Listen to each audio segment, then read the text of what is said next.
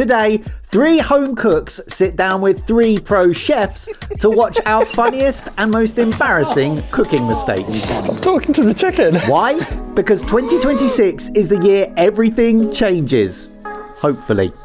Boys, we have an amazing year planned for you. So amongst all of the usual reviews and taste tests and challenges, we're going to buddy you up with one of us. We're going to become your chef mentor. Consider it a gap year. We're going to help you fill in your skills gaps, broaden your horizons with some travel perhaps, get you into real life kitchen environments, and no doubt there'll be 1 or 2 chaotic challenges thrown in for good measure. And you're just filling in our skills gap, yeah? Just checking.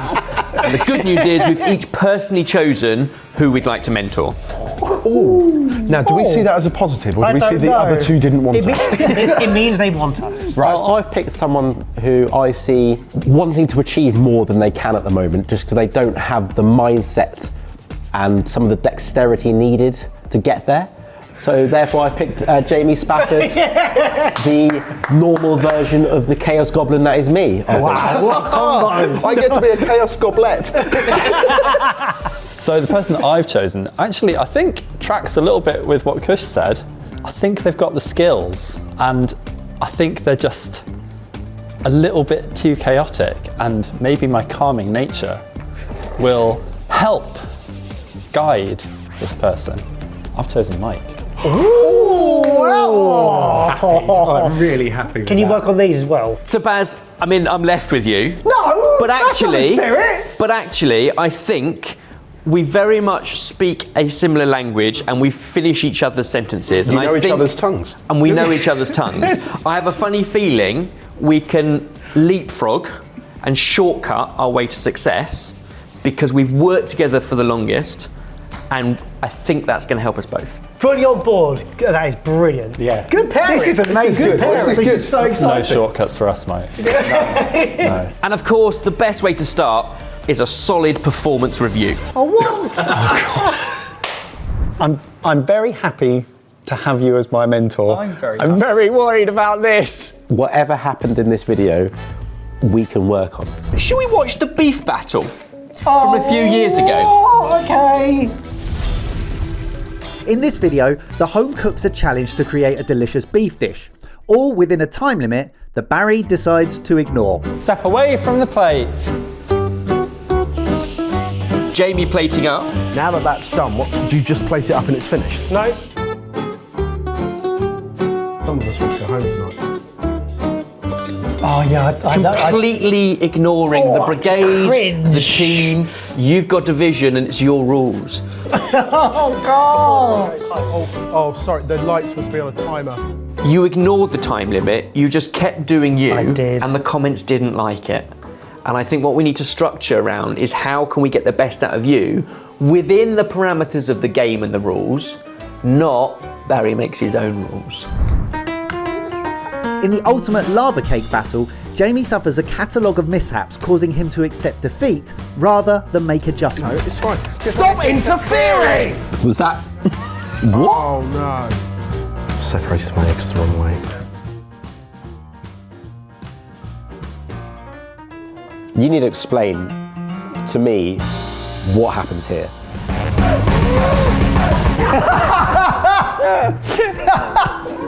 What happened? What went wrong? I don't know. Your ice cream looks a bit sad. They all look sad, James. It was nothing I did went the right way. I see in that just an undercooked fondant.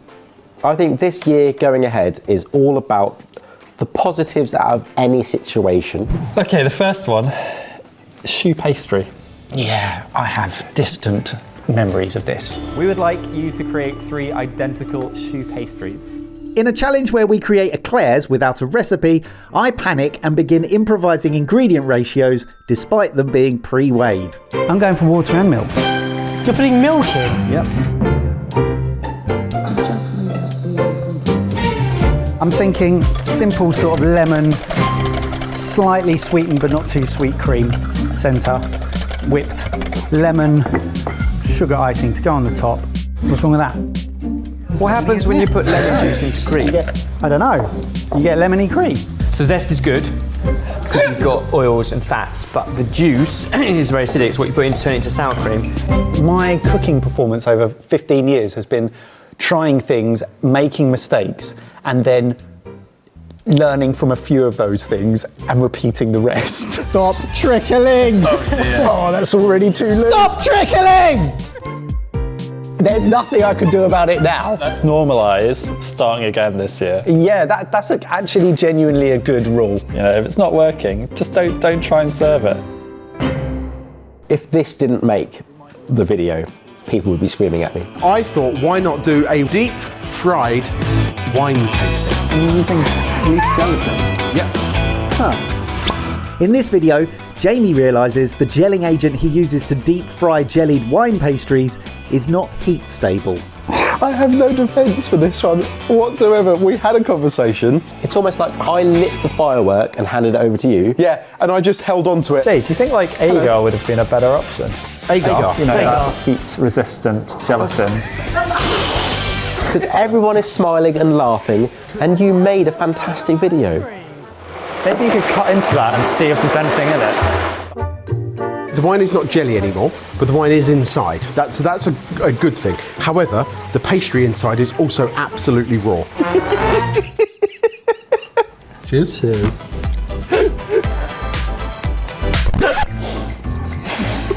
There are some times where I try and style things out with like bravado. Just go, it's meant to be like that. It's fantastic.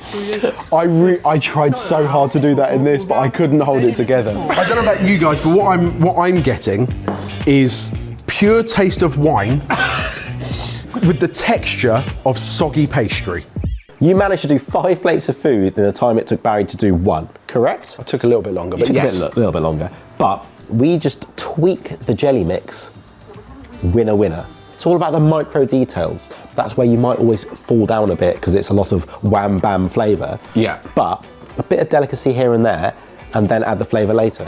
I think there's a trend here because we have another choux pastry based video that I wasn't even aware of. This was relatively recent, and I think this is just being a victim of shooting for the stars when realistically you can barely climb a hill. But let's make sure that we keep the shooting for the stars bit. Yeah. You need to be ambitious. Yeah, 100%. And you have good ideas. Yeah. In this video, we purposely break food rules to see if doing so leads to increased creativity.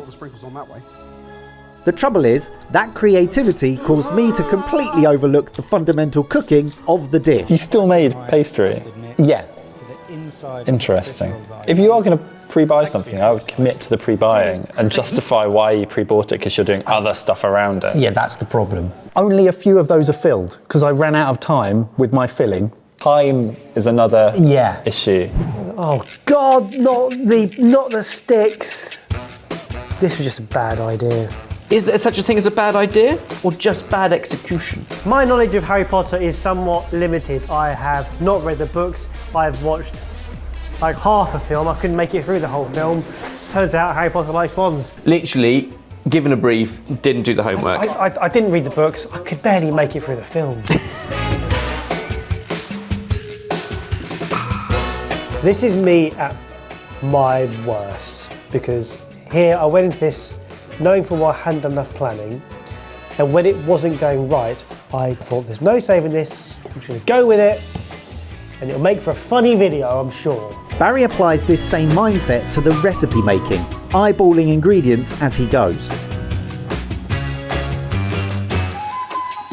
The challenge here is often the plan comes with where you know you have to stick to a recipe and ratios and sort of previously tested stuff, and I think sometimes it's a little bit more kind of, do you know what, it'll probably work itself out, and if not, we'll just film it from afar in a bit of a more of a soft focus. And I feel like actually what it needs, and you see it here again, you've admitted the ratio's not right, but then you're just glugging in more cream haphazardly to try and correct it.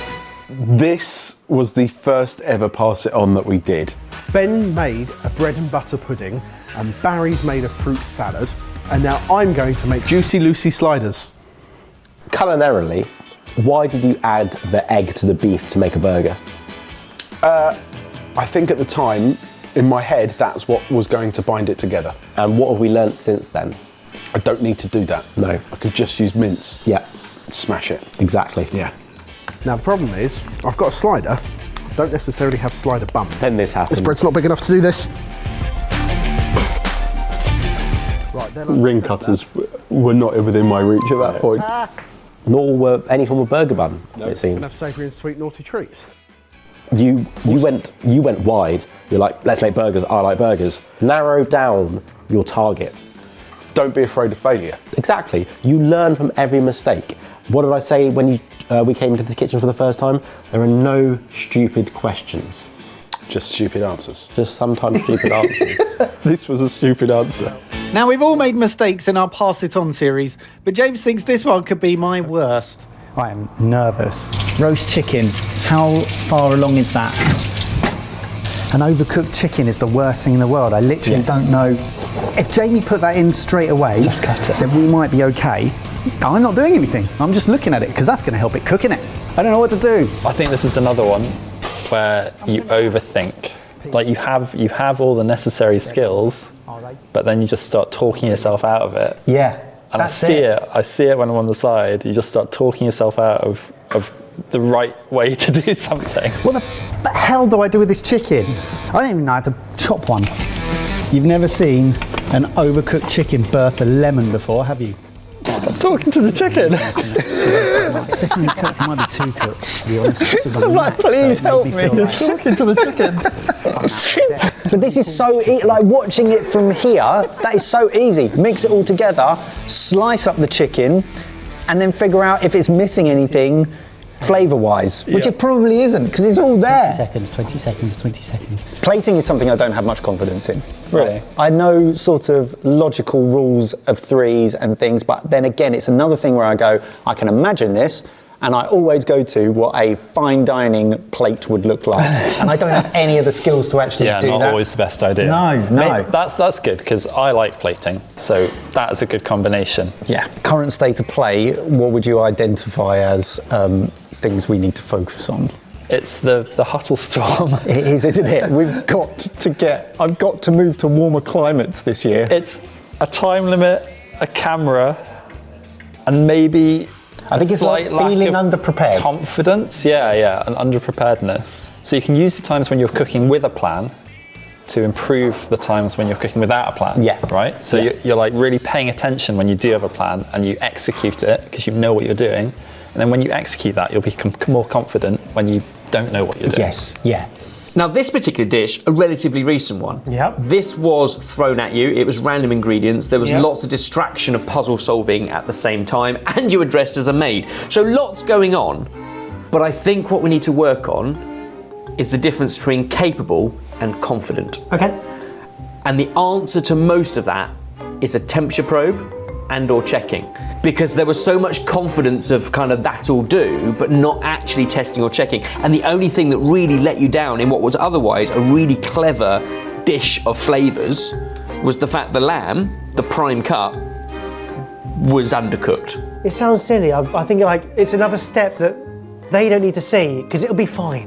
But you're right, I'm taking a massive risk of losing a battle and plating a nearly inedible dish. I think it is just that balancing act. Yeah. Confidence versus capable, and it's okay to use the tools we all have as chefs to double check and almost proof our work.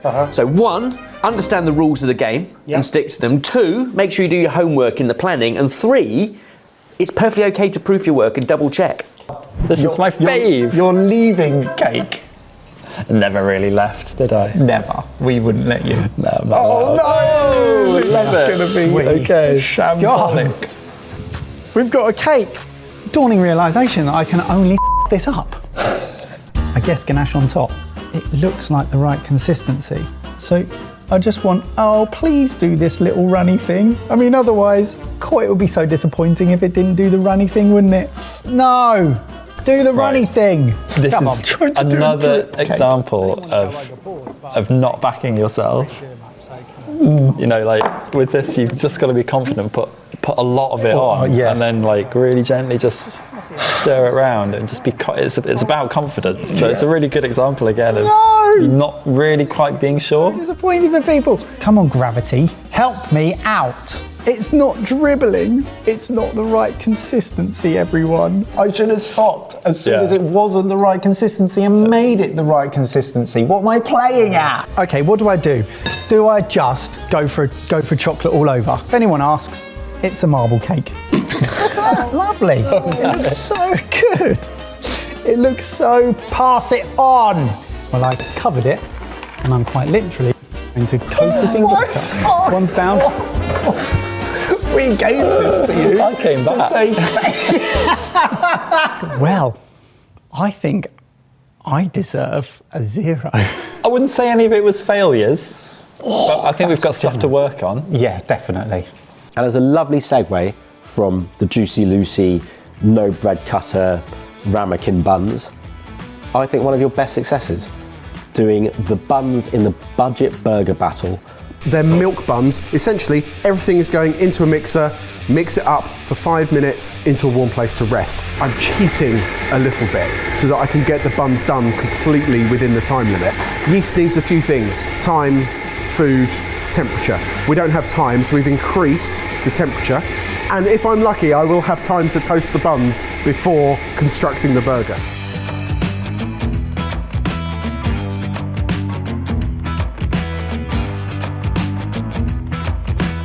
They look fantastic. You should be so proud of that. That was a good day.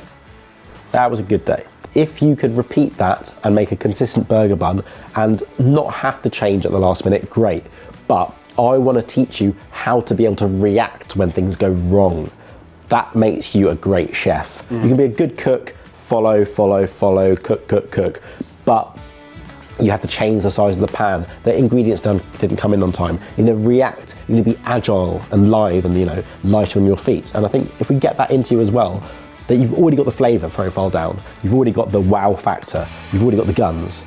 Now we just need to get you to be a bit lighter. One of your constant highlights and consistent successes is with Italian food. Yeah. You made a cracking tiramisu in the Chef Skills Challenge, the finale. You've really lent into amazing lasagnas and pasta work, and your precision on pasta is great. So we will definitely add a trip to Italy into the spring. Oh, I wonder why. What's embarrassing about winning that sous chef apron was I truly believe on that day I made the best food. Because I worked really hard at it. It's because there was something to win. There was a trophy. Let's look at one of your successes. Great. In recent times. Hello, we are deep into a spaghetti bolognese technique battle. We have exactly the same ingredients, exactly the same weights and measurements, and we're trying to create the best tasting dish that we possibly can just by using differing techniques. So already, I think one of your strengths is caring and researching and wanting to do well. Yeah. So first thing I'm trying to do is very finely dice my onion, carrot, leeks and celery. My sofrito, I'm going to fry that off in quite a lot of oil for quite a lot of time. The main takeaway from that for me is you executed. So all the rest was kind of the same. You took a little bit of time, but you executed everything and you looked confident in doing it. Cooking is good, but we kind of want to focus on what ingredients work well together, what textures work well together, and putting them on a plate, I think. Yeah. And then planning and care is good. Work on execution. Don't panic. Don't second guess. If it doesn't work, start again. It's going to be a long year for you. You've been coasting and treading water for too long. We need to up the ante and make sure that there is something on the line. And this year, on the line... It's our friendship. ...is that, but also, in years to come, that phrase, I had the best gap year. Okay. Yeah. Don't come out of it and go, I kind of wasted another year, I should have just gone to uni, right? I want you to have the best gap year, All right. and that can only happen if you up the ante. Deal done. We can do it. We can do this. Bring it. Right, Jay, I think we need a good handshake for the year. Perfect. Perfect. Gonna have a great time. Have a great time.